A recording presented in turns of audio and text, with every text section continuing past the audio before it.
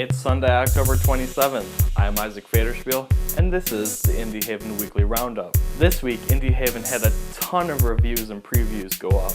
The Stanley Parable has been getting a lot of buzz, so Laura reviewed the game, and went crazy doing it. Laura's review is entirely spoiler-free, so don't worry about ruining the experience for yourself. We also reviewed an oldie, but a goodie. Contributor Andre Miller reviewed Double Fine's The Cave. Miller said that it was an outstanding experience, and particularly enjoyed the mix of mature narrative and charming humor.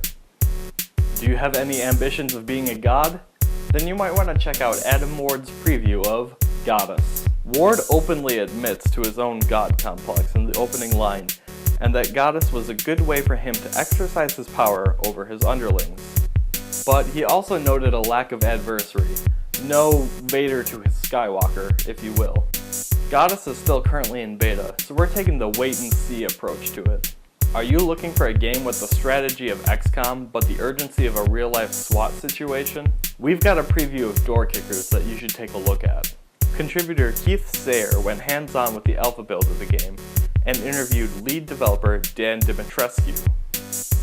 Door Kickers is being completely funded through early access purchase, and Sawyer said that now is the perfect time to buy the game.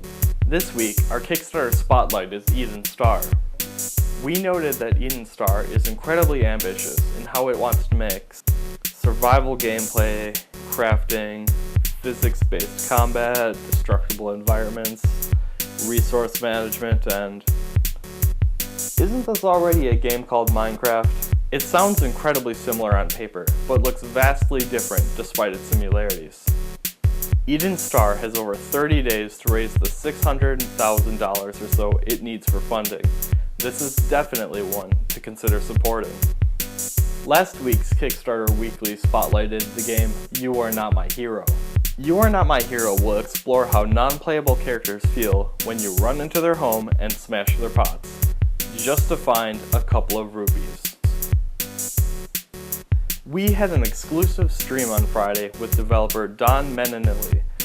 The highlights of the stream are available at twitch.tv/IndieHaven and our own YouTube channel. Speaking of Twitch, editor Jose San Mateo and I streamed multiplayer of Forced, a game that released earlier this week. We have highlights up on twitch.tv and YouTube, and the review is currently in the works. Short on cash? No worries, because we've got you covered. Jenny Goodchild went to Game City and searched the city of Robin Hood for the best free games to play. Much like Robin Hood, our featured game is also based on being a thief. Strongroom is a browser-based game where you play as a cube in a cube-based world. Goodchild especially liked the simple graphics since they allowed you to focus on the mechanics instead of the visuals. And finally, our own Laura Kate penned an opinioned article about her conflicting feelings with writing about developers who she is friends with. Sometimes it is a tricky balancing act. We at IndieHaven like to work very closely with developers to bring you what we believe is interesting content. Well, that's all we have for you this week. Be sure to check out IndieHaven.com for all things indie.